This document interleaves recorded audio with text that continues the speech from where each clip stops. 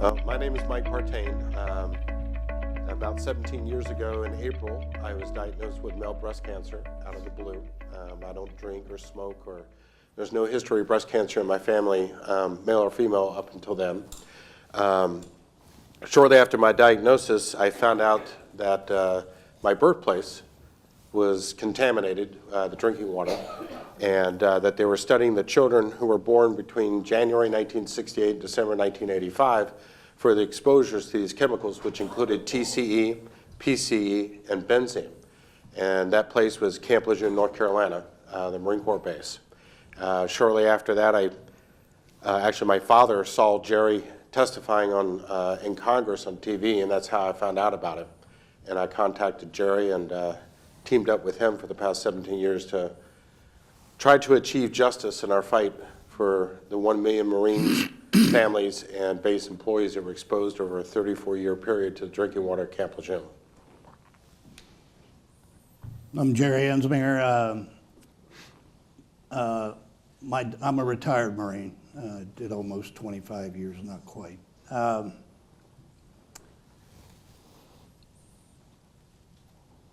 I had a little girl, one of my daughters. She was conceived at Camp Lejeune. She was subsequently born at Paris Island, or Beaufort, South Carolina. I was a drill instructor. And when Janey was 6 years old, she was diagnosed with acute lymphatic leukemia. And she went through hell for about 2.5 years before she passed. And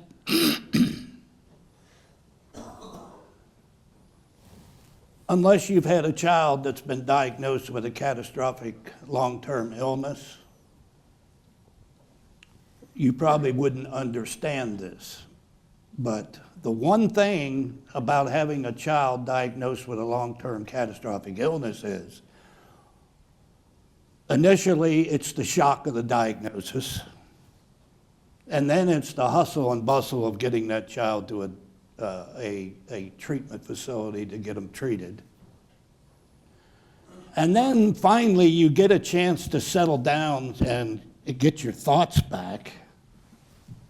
And without exception, every parent that I ran into for those nearly 2.5 years, both at Penn State University and at Duke University, we all had one thing in common. We all had that same nagging question of why. Why'd this happen to my child? And that's a question that none of us ever expected to get an answer to. I retired in 1994. I was living on my farm that I had purchased, a small 50-acre farm. I was still in the same TV market as Camp Lejeune when ATSDR published their public health assessment for Camp Lejeune. And I was walking out of the kitchen with a plate of spaghetti to sit down and watch the evening news when the reporter on the screen said, well, the Agency for Toxic Substances and Disease Registry released their public health assessment for the Superfund site that we all know as Camp Lejeune. I said, oh, wow. And they want to do further studies on children who were conceived, carried, or born on Camp Lejeune for birth defects and childhood cancers. I dropped my plate of spaghetti on the living room floor.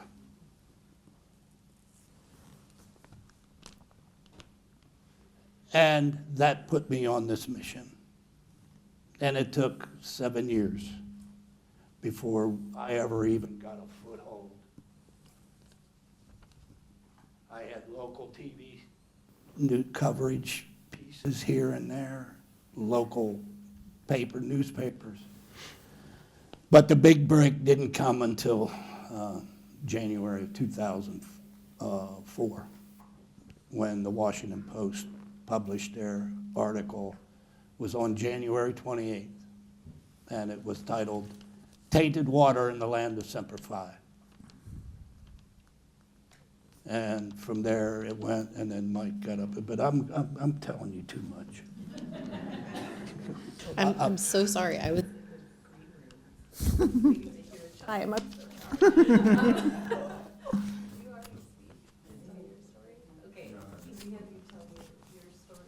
Yeah, thank you for sharing that too.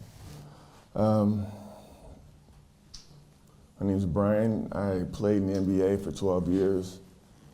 And at the end of that career, started noticing things going on with my body. But things I had noticed in prior years when I was playing it as well, I just didn't know what it was. But I was diagnosed in 2008 and asked the question, why or how? There's nobody in my family that has ever had Parkinson's. So I just really couldn't figure it out. My dad got sick with esophageal cancer. And we kind of went through seeing the commercials and stuff that started to come up about Camp Lejeune, but didn't really piece it together. And so 10 years later, he passed from esophageal cancer. And, you know, it was one of those experiences, you know, my dad loved this country. You know, he loved being a Marine. And he would have gladly died for all of us. But here we are with this TCE, not knowing about it, because I have fond memories of being on base. I can remember when I was 3, my mom was telling me in the car, "You're turning 3 today, Brian, you're turning 3. So I was in the back, strapped in with seat belts back then, no car seats. And I had a good time. When my dad, we lived just right off of base. He would take me on base, and there was this old airplane that was kind of gutted that the kids could play in. I remember that. I remember going to the swimming pool. There was a pool, I want to say it was on a roof, but he often took me with him, trying to teach me how to swim. I almost drowned. But the one thing that wasn't right was when my brother was born. And he was born with respiratory problems, and looking back on it, I used to wonder why all my grandparents were coming in, you know, to see the baby. You know, did nobody come see me when I got But I knew later that it was because they thought he was gonna die. And my mom told me, she said, it was more like a 70-30 that he was gonna go. That's where she was preparing herself. Miraculously, he got better. And we left Camp Lejeune in 77, I believe. Coming back to TCE, I didn't really know too much about the connections until I wrote my book. And Katrina Call, who is my executive director, said, "Were you at Camp Lejeune?" I said, "Yeah, with my dad." And she goes, do you know about all the things? And I was like, "Yeah, but that doesn't apply to me. That was 30-some, you know, that was years ago." She goes, "No, it does apply to you. When were you there?" I said, 74 to 76, and then we left in 77. So it became something that I wanted to look into, because there was an answer there. There was an answer there. But like I said, we just, I kind of watched other people dealing with it. I was more so worried about my dad and worried about my mom. And that's kind of how I figured that out about Camp Lejeune, by doing research and having Katrina help out. We may find that that's actually where I got,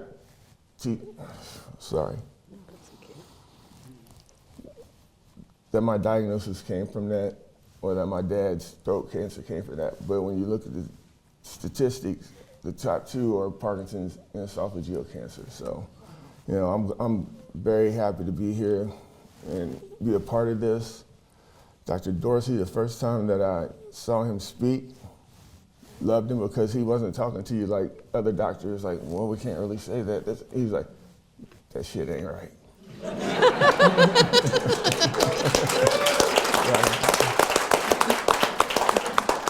But I'll go ahead and pass the mic. Okay, I'd love to have Dr. Tanner have you talk about what is TCE, how does it get into the water, and then what has your research found in terms of how it connects to various illnesses and what the scientific kind of basis is for that. So I'm a neurologist. I deal mostly with Parkinson's disease, so mostly I can comment on that kind of work. But so TCE is a chlorinated solvent. It's a really simple little molecule, actually, and it's been used over the decades for many, many different things.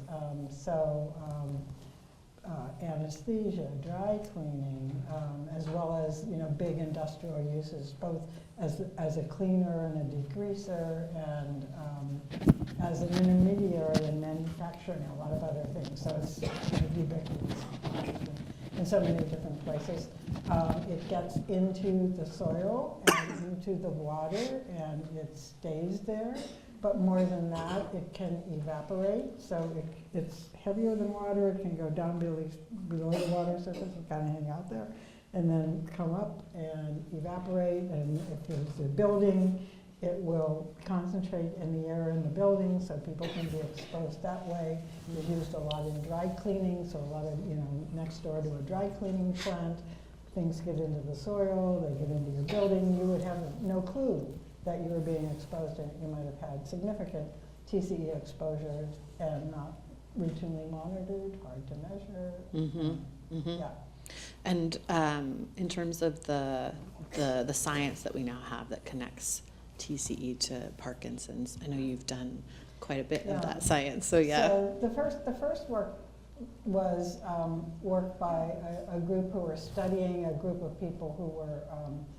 They noticed in Kentucky there were a lot of people, not my work, but a lot of people who were working in a certain plant, and if they did certain processes, there was a higher incidence of Parkinson's or early features of Parkinson's. They went and they examined people and they found slowness or something prior to the diagnosis of Parkinson's. We got interested in it because we were trying to study the fundamental question: is it due to the environment or is it hereditary? And we were studying World War II veteran twins and looking to see if it's a strongly hereditary disease. Then both twins in a pair are much more likely to have Parkinson's if they're identical than if they're fraternal twins, right? Because the identical twins essentially have the same DNA. Fraternal twins have about half of it. So that was the study we did. And what we found was that it wasn't strongly inherited, and that led to the idea it was environmental. So we started looking at what people's exposures were. And one of the things that we found was that twins who had an occupation that was leading to exposure to TCE or PERC, which is its cousin basically, were at much higher risk of Parkinson's compared to their brothers who didn't have that exposure. So that led us to be very interested in pursuing this in other populations. So we looked at an occupational population that we pulled from our clinics and found some association. And then when we heard about the exposures in Lejeune, we applied to be able to study the cohort that had been set up by ATSDR and look at the relationship between Parkinson's in people who had served at Lejeune. We didn't have information available to us on people who had been dependents living at Lejeune. So we looked only at service members, and we found a 70% increased risk compared to people who were at Pendleton, which I'm not saying those people didn't have exposures, because I'm sure they did, but they didn't have that intensive exposure that people had at Camp Lejeune. So that's how we were able to figure it out. Interesting. Mike, can I have you tell your story and also a little bit of how this all happened at Camp Lejeune, how it got Actually, into beat you to the punch. Oh, you did? You already told? We started off with being with. Oh, okay. Sorry. I'm sorry. That's all right. Okay, can You were you? UA. Yes. Okay, can I have you There'll be PT afterwards. Perfect. Can I have you speak then to how did it get into the water at Camp Lejeune, and how did you discover that Well, it was there? For the longest time, I mean, there's a lot of information that's been going on in this fight. I mean, the contamination supposedly ended in 1987. For the first part of the contamination story, the Marine Corps controlled the narrative, meaning that they are the ones that said what happened. We actually have the base environmental engineer in September 1985 stating in the newspaper that people weren't directly exposed to the pollutants aboard the base, which is an out-and-out lie. When Jerry got involved, there was an intense media storm over Lejeune. And CNN put a story out in 1999 talking about ABC dry cleaners. And I call it the ABC dry cleaner myth. There are multiple drinking water systems aboard the base. There's 8 of them. And there's also multiple family housing areas aboard the base. And then you have what's called main side, which is the main industrial area. The barracks are there, the naval hospital there, the old naval hospital's there. And all the industrial activities take place aboard the base. The public perception from 1999 to even today, because we still see it in the news, is that an off-base dry cleaner poisoned the base, which is partially true. And it's something that Jerry and I, every time we speak or talk about Lejeune in public, that's the #1 public perception. And the Marine families and the Marine personnel that were aboard the base have a lot of resentment towards ABC dry cleaners. But the documents say another story. And, that's part of what we've been fighting.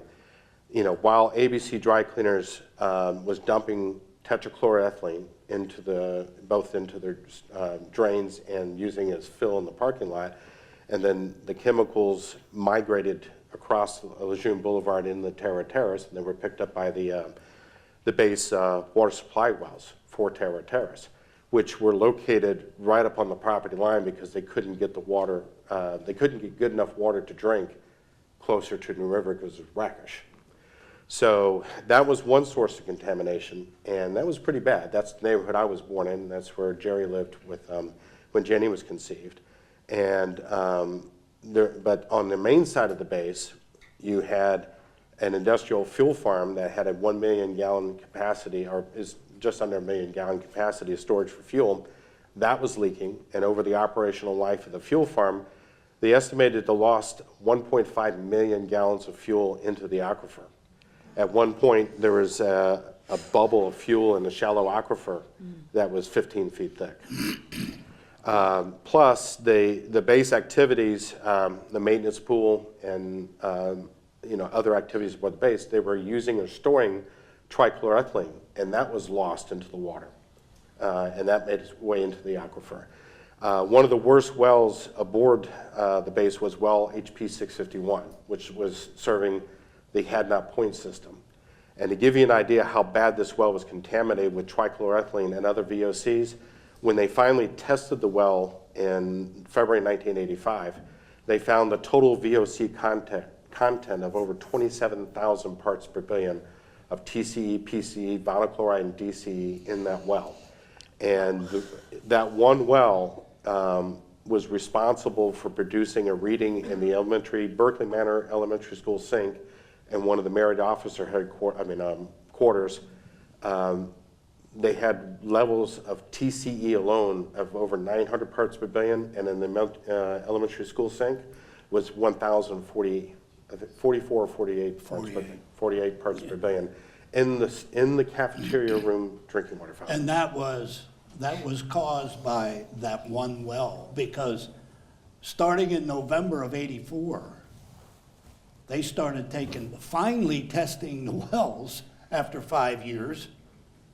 They knew they had contaminants in the tap water, but they wouldn't test the wells. They said they couldn't figure out where it was coming from. I said, no shit. You didn't test the wells. They don't have a surface water source, a supply source on the base. They're all deep wells. So they keep repeating that excuse. Well, we couldn't figure out where the contamination was going. I said, it was in your wells. If it wasn't in the wells, then you had mad water treatment plant operators dumping the damn stuff in at the treatment plant. Come on. Yeah. And we've been fighting this misinformation, disinformation by the Marine Corps and the Department of the Navy and the damn Department of Defense, our nation's largest polluters. And it's been hell. In 2010, the Marine Corps sent this booklet to every member of Congress, both in the Senate and the House. And this was their official story of what happened at Camp Lejeune. Now think about this. They had a uniformed officer deliver this to every member of Congress. Now a lot of people realize that In dress blues. in dress blues.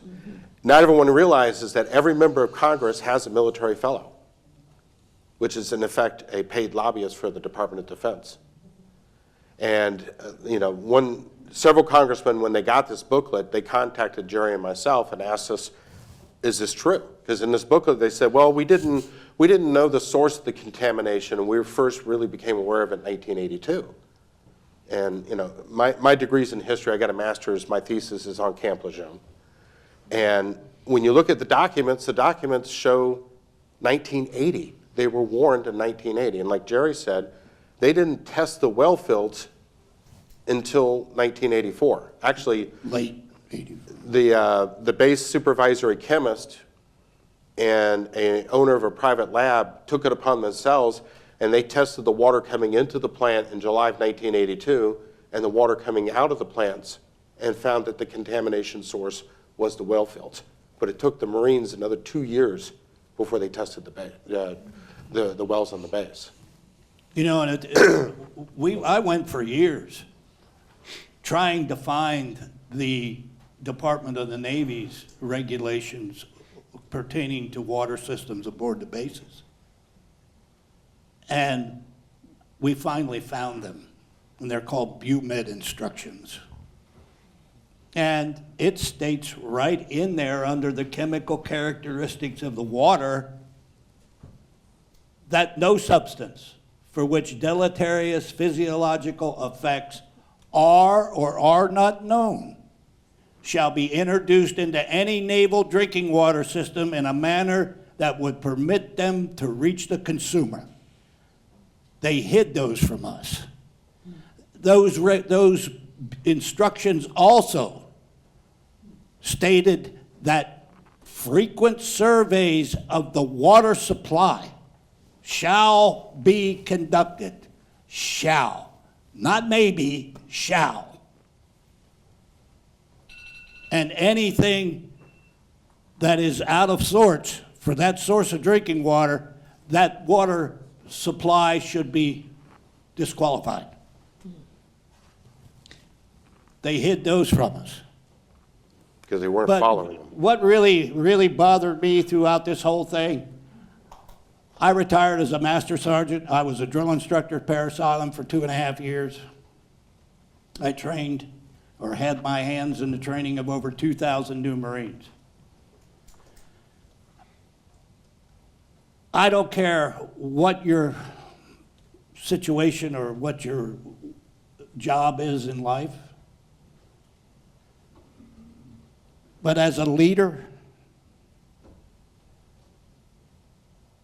your most sacred duty as a leader is to take care of your subordinates. And the Marine Corps betrayed their most sacred duty. And they continue to this day. Now they've handed the ball off to the Department of Justice. And I heard earlier on one of these the earlier discussion panel about the difference between Europe and the United States.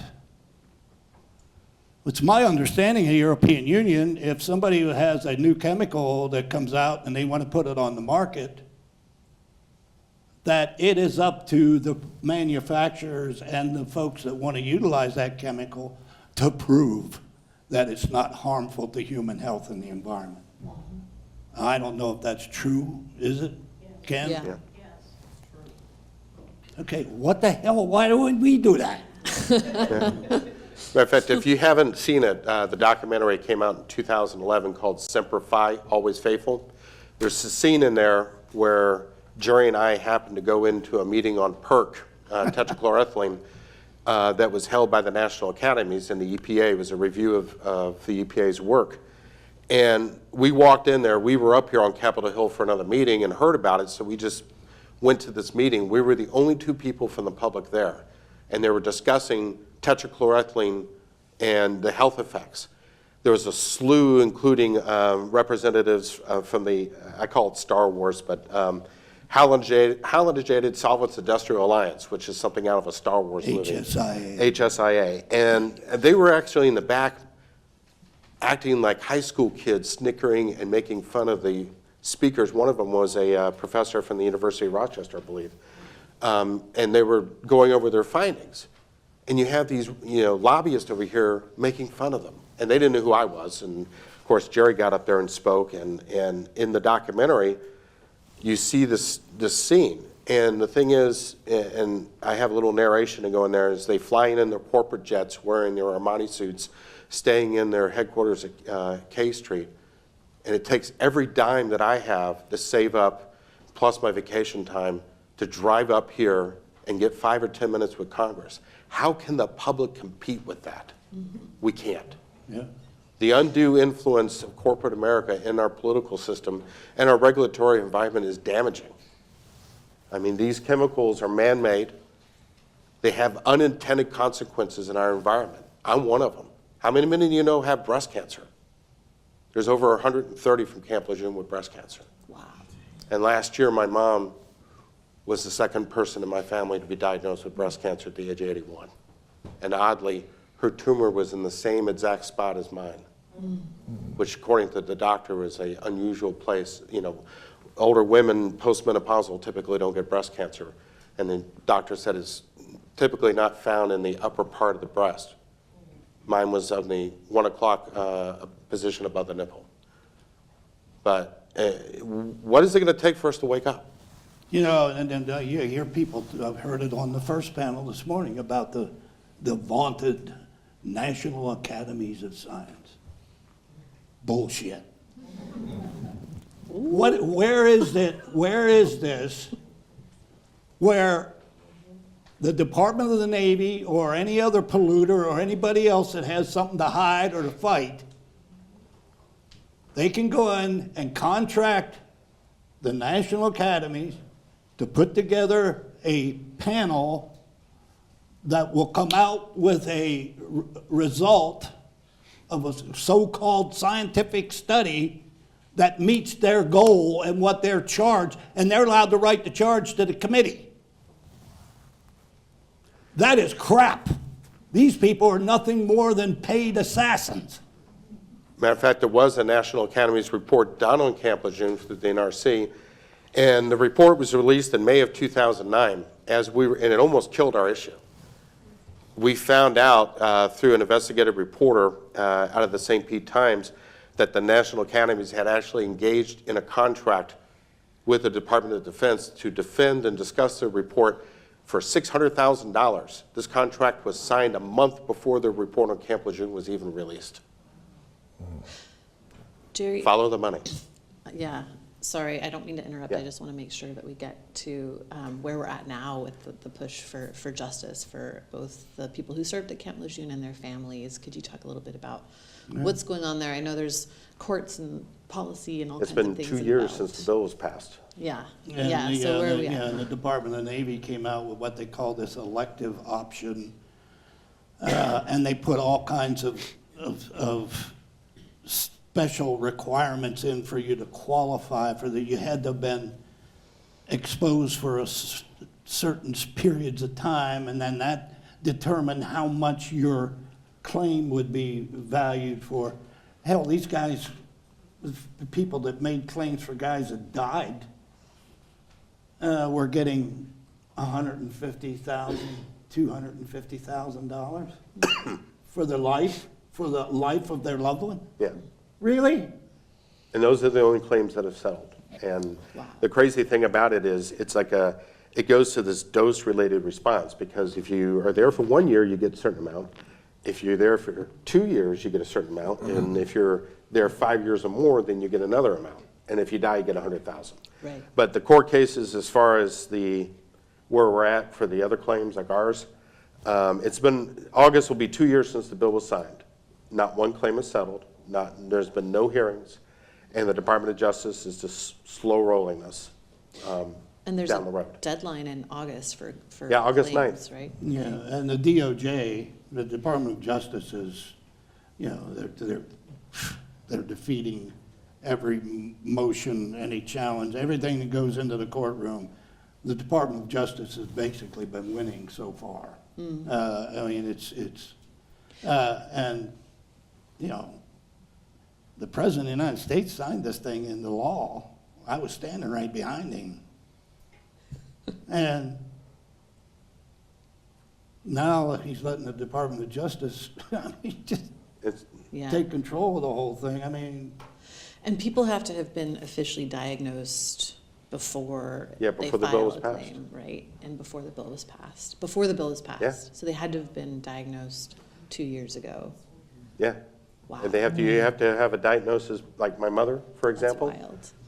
Yeah. She was diagnosed last year, and from what I'm understanding from the attorneys, she does not qualify for a case. Wow.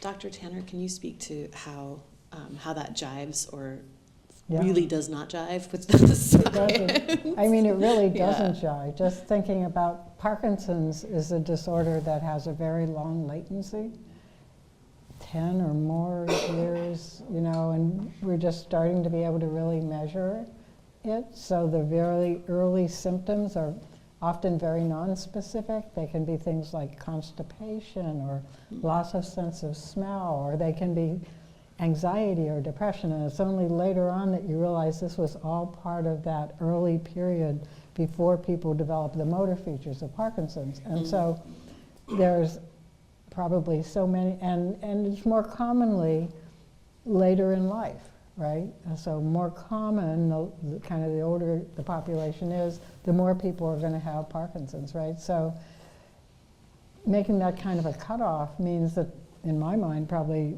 a huge number of people who might have Parkinson's associated with their exposures at Lejeune are not even going to be eligible for any kind of consideration. Yeah. In Parkinson's, I run a Facebook page that we call the Camp Lejeune Toxic Water Survivors. We got about 20,000 families, Marines, and employees on that page.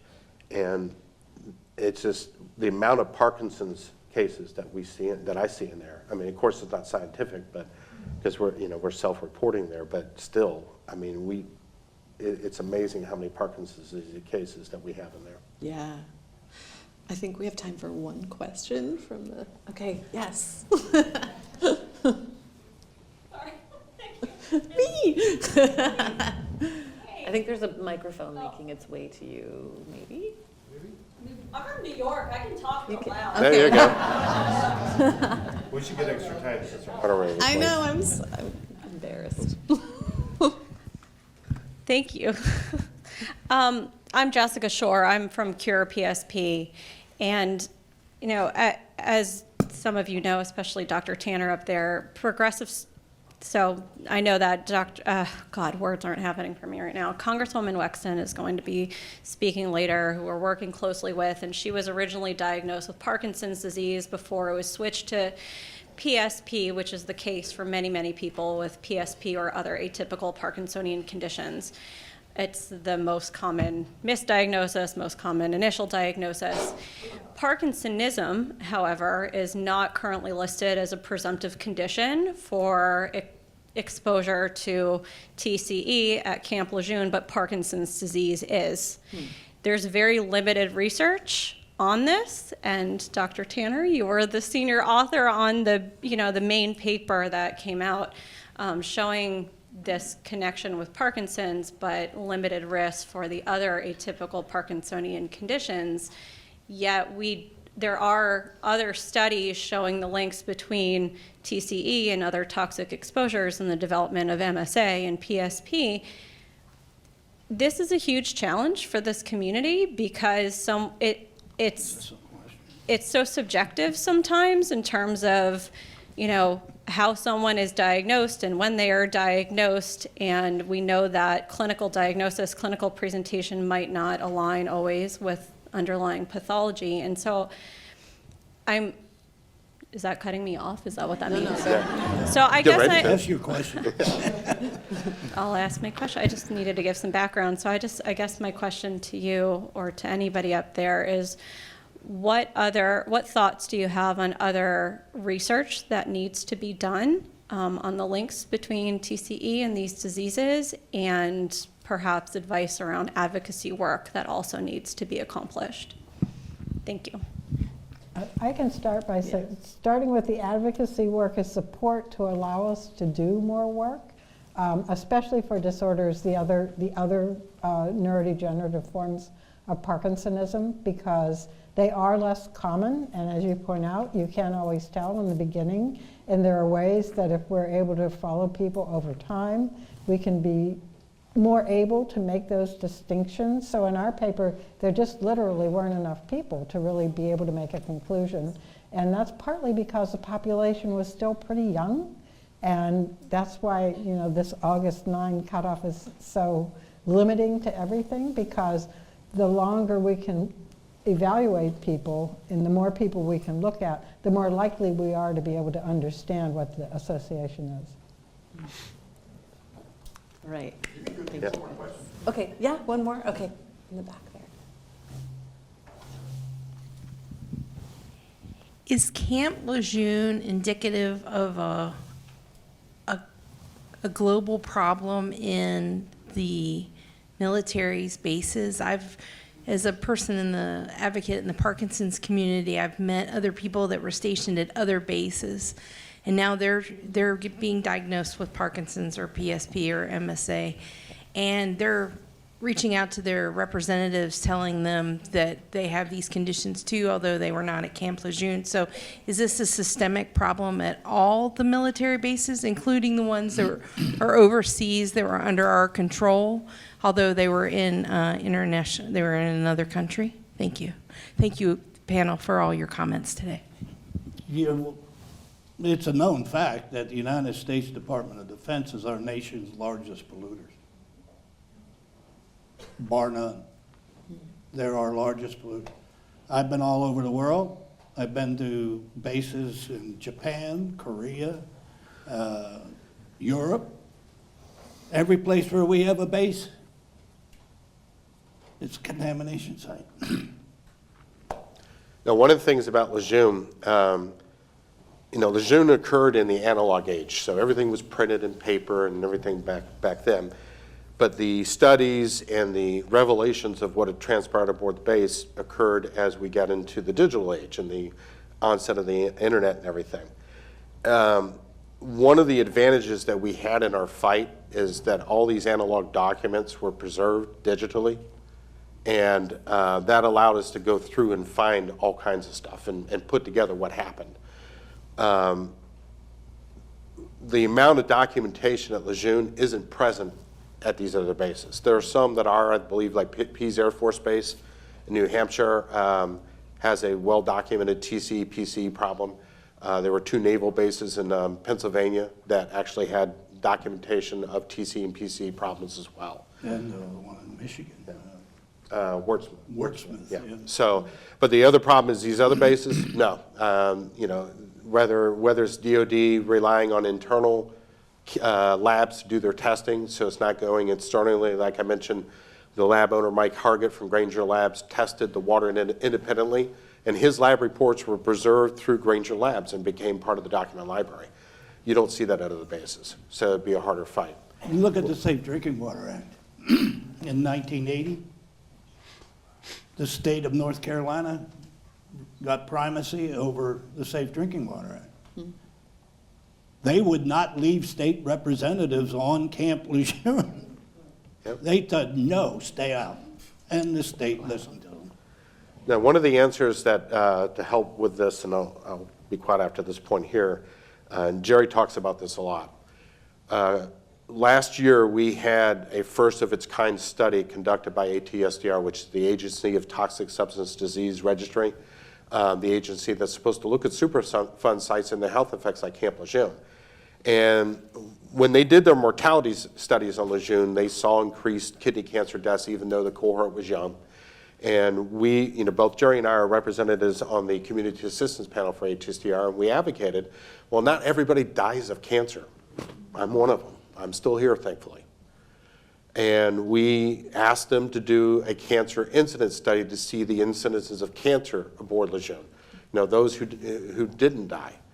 And for the first time, they went through and put together basically a national cancer registry where they went through and looked at all the different states, got permission to, And territories. and territories, look at all the states, cancer registries and territories, and conducted a nationwide cancer survey for the veterans at Lejeune. Why don't we have a national cancer registry? Yeah, where is the White House representative for the moonshot? Yeah, if you're going to prevent cancer, well, I mean, if you're going to cure cancer, the best way to do it is prevent it.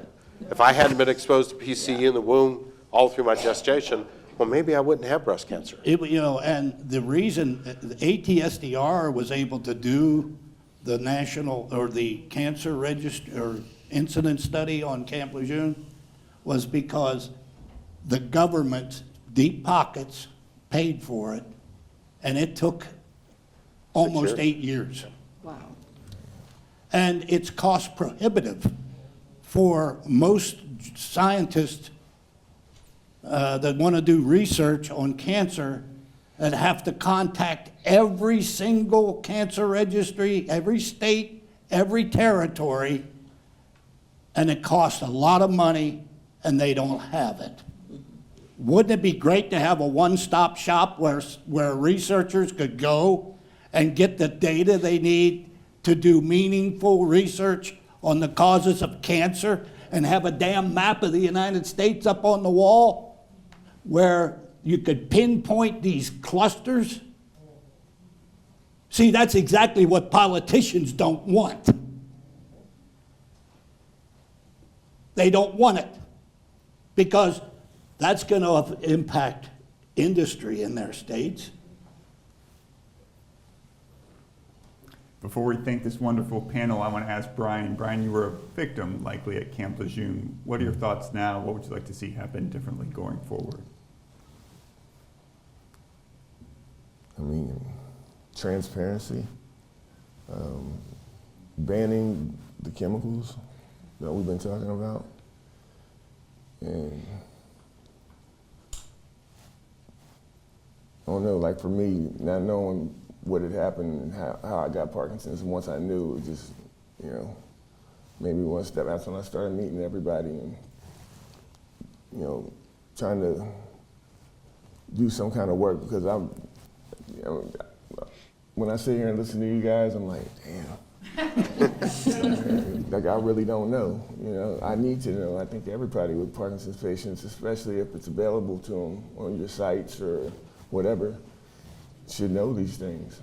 Maybe it's not Camp Lejeune, maybe it's a certain area in New Mexico that people are. So, yeah. And, earlier you were talking about they didn't have car seats back then. No. It didn't matter. They didn't have car seats big enough for you anyhow. It was the feet. So can you please join me in thanking Brian? Thank you.